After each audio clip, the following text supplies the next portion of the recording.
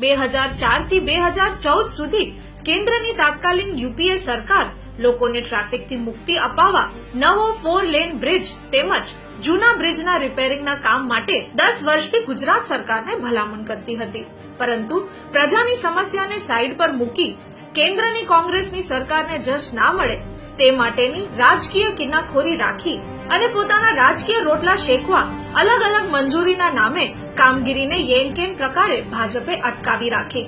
ત્યારે ભાજપના આ કાવાદાઓમાં હેરાન થવું પડ્યું ગુજરાતની સામાન્ય પ્રજાને. છતાં પણ કોંગ્રેસના સાંસદ અહેમદ પટેલે કડક શબ્દોમાં પત્ર લખીને લોકોને પડતી સમસ્યાનું નિરાકરણ લાવવા રજૂઆત કરી.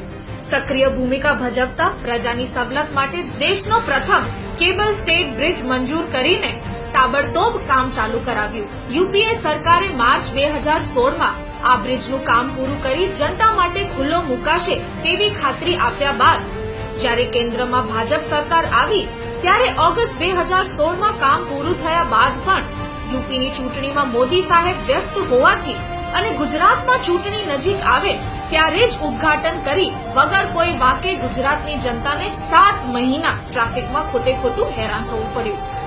વડાપ્રધાન સદભાવનાના વાયદા પૂરા ના કરી શક્યા, પરંતુ યુપીએ સરકારે કરેલા કામમાં પોતાના નામની તકતી લગાવીને જશ ખાટવાના પ્રયાસ કરશે જ.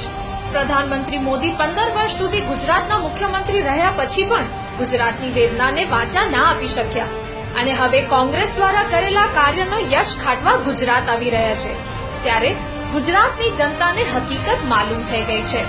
દક્ષિણ ગુજરાતની ટ્રાફિકની સમસ્યાના પ્રાણ પ્રશ્નનો ઉકેલ લાવવા બદલ કોંગ્રેસની યુપીએ સરકાર અને માનનીય સાંસદ શ્રી અહેમદ પટેલજીના અથાગ પ્રયત્નો બદલ ખૂબ ખૂબ આભાર.